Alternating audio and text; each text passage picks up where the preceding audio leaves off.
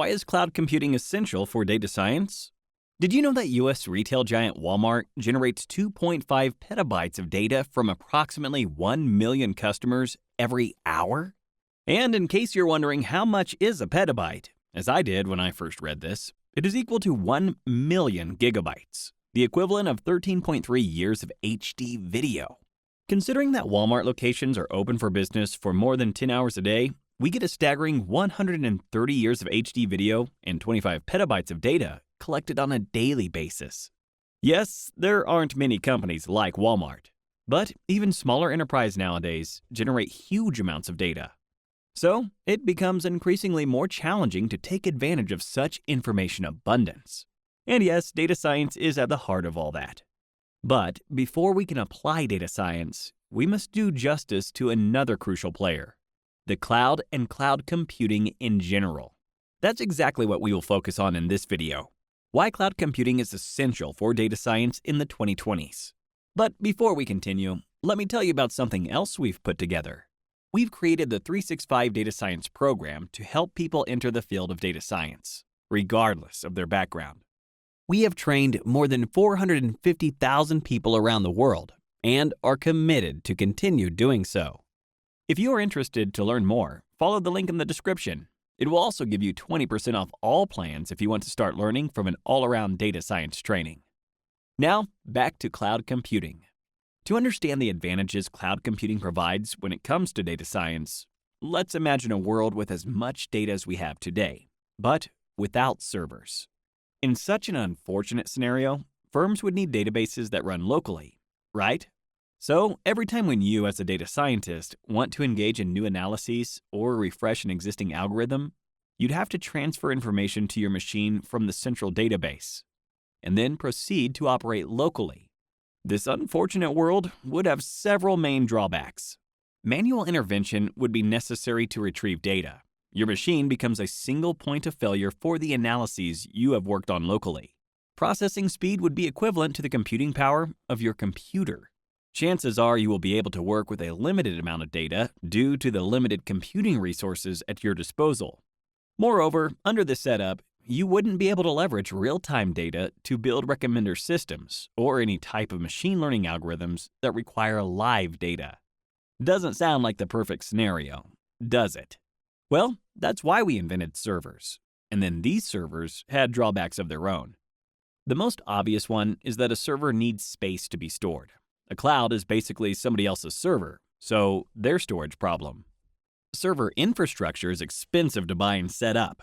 Cloud infrastructure is already there and is simply awaiting your server consumption. In-house data storing requires you to have backups and, ideally, have them in different locations. Clouds offer data everywhere, anytime, usually backed up on many different servers across the world. Servers need planning. For fast-growing companies, servers' needs could be unpredictable even for the current quarter. With in-house servers, you usually end up buying more servers than you actually need at a given time. With cloud, you pay as much as you use. You see my point, right? Fortunately, we now have clouds. They overshadow local servers in almost every conceivable aspect. And in fact, data scientists should be focused on developing great algorithms, testing hypotheses, taking advantage of all available data without having to wait hours to see the results of the test they are performing, and certainly without having to worry how much memory space they have left on their computer. And yes, sometimes data scientists do end up waiting for long hours for an algorithm to train. But with the cloud, they have the option to pay more and get the job done faster. That's yet another advantage of cloud computing over servers. That being said, the biggest winners are smaller entities, as they get cheap access to the same tools as enormous corporations. And this is why cloud technologies are a huge enabler. They create a level playing field and allow small players to compete with much bigger ones. If you think about it, this technological progress changed a number of businesses in a way similar to how the internet changed commerce. Remember when, all of a sudden, people around the world were able to open e-commerce stores and compete on a global scale with the established firms? Well, in the same way, cloud technologies democratize data analysis and data science. The fact that data scientists and data analysts can rely on data stored on the cloud truly makes their life so much easier. In addition, most cloud providers allow data scientists to access readily installed open source frameworks right away. This is not only super convenient, but can also be a huge time saver. Alternatively, if you wanted to use Apache Spark in the conventional way, you would have to start by installing Java, then continue by installing Scala, after which you'll be able to download Apache Spark and install it. That's the setup you need to go through if you are working on your own PC. However, if you are using a cloud service, you'll be able to start working with the Apache Spark framework right away. Yep, it's been already installed for you. The same is valid for many different open source frameworks. This type of easy-to-access, easy-to-use infrastructure is very attractive and potentially applies to all sorts of applications data analysts and data scientists use in their work. Over the last few years, Amazon Web Services, Microsoft Azure, and Google Cloud have tried to boost their cloud services in terms of capability to run machine learning algorithms. The big three of cloud services focused on this area extensively, as they realized it could be an important source of competitive advantage in the long run.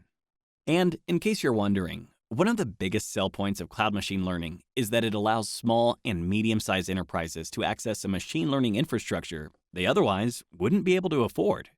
For example, thanks to cloud-based machine learning, a small e-commerce retailer could run a real-time recommender system algorithm to improve the product offerings shown to customers based on the products they have already added to their cart.